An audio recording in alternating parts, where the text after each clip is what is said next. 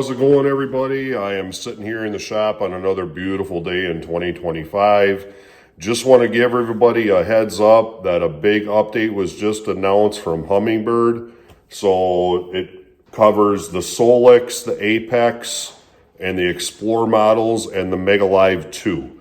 So I just got the email on it this morning. I'm sitting here in the boat, as you can see behind me, going to do the update.